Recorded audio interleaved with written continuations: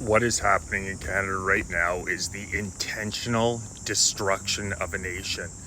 What Mark Carney and the Liberals are doing and what they have been doing for the past 10 years is a well thought out and previously used strategy referred to as cloward pivot, where you destroy systems within a government from within intentionally to see them dissolve, break down to a point where they're no longer usable, and then you can redesign the system once it's completely collapsed. Canadians know that our healthcare system, our social services, essentially all government services have fallen in quality so substantially in the past decade that it's hard to quantify. You look at all major stats and data points about healthcare, about violent crimes. Everything related to our government has gone in the wrong direction and in a substantial matter in the past 10 years. And more so than just the statistics, Canadians know who walk around major cities every day.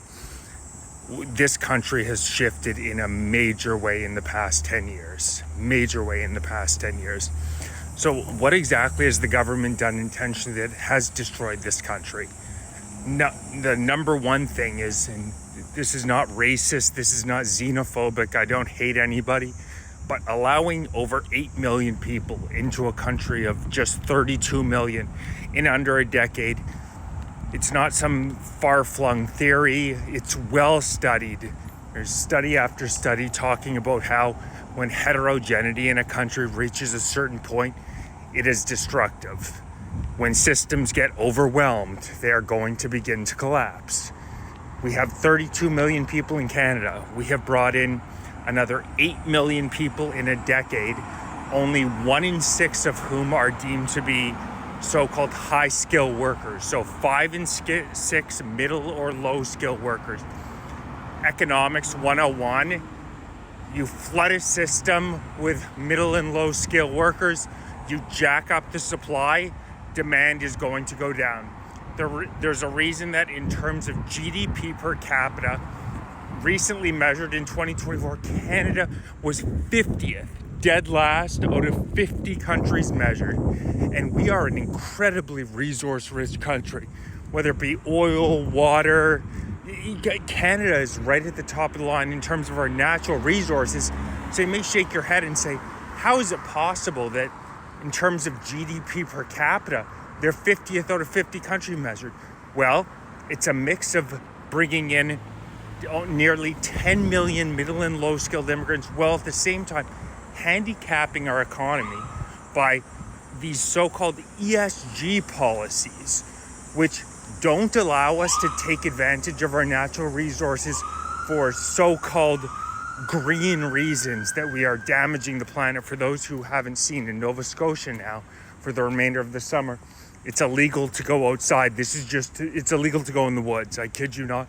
This is just one example of extremist. We also had the most extreme COVID lockdowns, but these policies that handicap our economy for so-called green initiatives, and the way that you know it's a total farce is go back and look at interviews of Justin Trudeau. On several occasions, he was asked about how his family was looking to help out the environment, and he stumbles and bumbles. He clearly has no idea what he's talking about. He's a mouthpiece for these so-called green initiatives. And now Mark Carney is the exact same, if even worse. He's gotten rich hand over fist.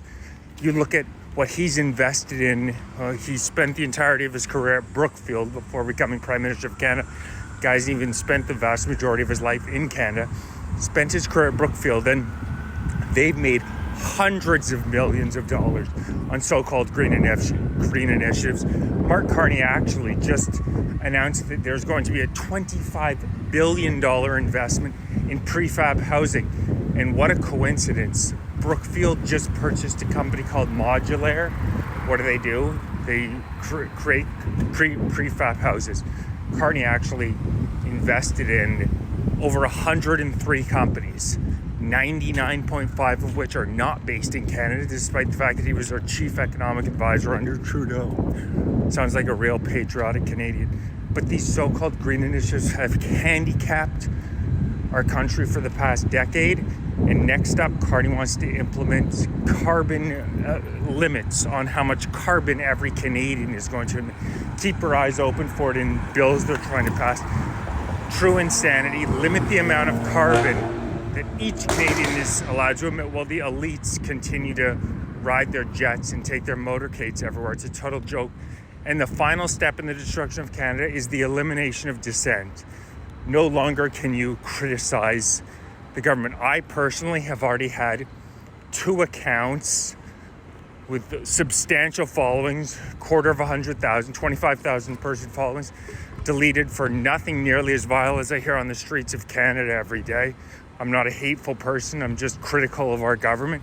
They've introduced Bill C-63, which you can see Canadians thrown on house arrest with an ankle bracelet for a pre-crime. If you're reported to a so-called Digital Safety Commission for being likely to say something hateful in the future, they can throw you under house arrest with an ankle bracelet. It's Orwell on steroids. And you can be thrown in life in prison for so-called incitement to genocide. Well, they've extended the definition of hate speech to fomentation of vilification and detestation. So what's going on in Canada right now is not a mistake. It's intentional. We see it every day. If everyday Canadians don't stand up and say enough to the tyranny, we are in big trouble. I'm hopeful that we'll see protests in Nova Scotia, people going out for walks in the woods during the summer. It is your right as a free citizen to do. It's true insanity, but this is the Cloward Piven strategy is in full effect in Canada, and the ramifications will continue to get worse and worse if Canadians don't stand up and fight back. And it's time we do exactly that. I'm going to be organizing rallies in mid-September. If you're interested in supporting my work, hit the link in my bio, grab some gear, donate. Please like, subscribe. Canadian patriots need to keep getting the word out because these people are, Mark Carney is no dummy. These people are determined to destroy this country for their own personal gain. And unless Canadian patriots stand up right now and say enough is enough, things are going to get really bad.